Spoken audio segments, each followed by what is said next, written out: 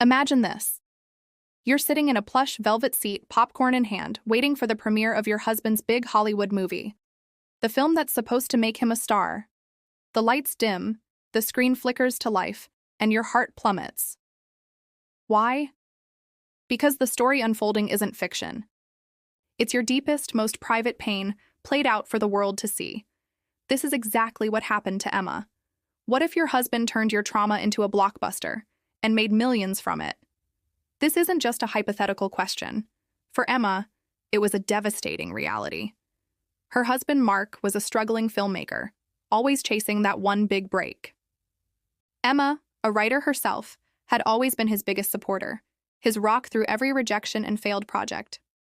She believed in his talent, but more importantly, she believed in their partnership. A partnership built on trust. Or so she thought. A few years ago, Emma went through the most shattering experience of her life. A miscarriage. The grief was a heavy blanket she couldn't shake off. To cope, she poured her heart out into a journal and sought therapy. She shared her deepest fears, her darkest moments, her most vulnerable thoughts.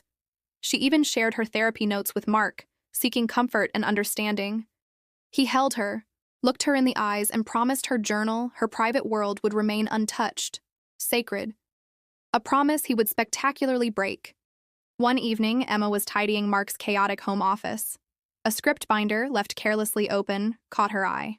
The title was Echoes of Silence. Curiosity got the better of her, and she started to read. With each page she turned, the blood drained from her face. Scene after scene, line after line, it was all there. Her miscarriage, the exact words she had written in her journal, the intimate details from her therapy sessions. He hadn't just used her pain as inspiration, he had copied and pasted her soul onto the page. He had mined her trauma for profit, packaging her grief into a screenplay he was hailing as his masterpiece. The man she loved had betrayed her in the most cruel and calculated way imaginable. For a moment, all she could feel was a white-hot rage. She wanted to scream, to confront him, to shatter his world just as he had shattered hers. But then, a different thought took hold. Emma was a writer too, a damn good one. He thought he could steal her story? Fine. She would take it back. But she wouldn't just take it back. She would own it. Instead of a confrontation, Emma started to plot.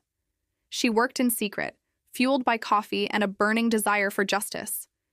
She reached out to a rival studio, the one Mark desperately wanted to work with, his biggest competitor. She pitched them her story, not as fiction, but as a raw, unfiltered memoir. She called it His Lies, Her Truth. The studio executives were captivated not just by the drama of the story, but by the drama behind it. They saw the potential for a cultural moment. They fast-tracked the project, throwing their full weight behind it. Emma was in the director's chair of her own life story. The night of Mark's premiere arrived. He was on the red carpet, preening for the cameras, basking in the glory of what he thought was his impending success. He was giving interviews about the deeply personal and imaginative story he had created. Inside the theater, his high-profile guests settled in. But just 1 hour before his film was scheduled to start, a bombshell dropped online. A surprise global premiere.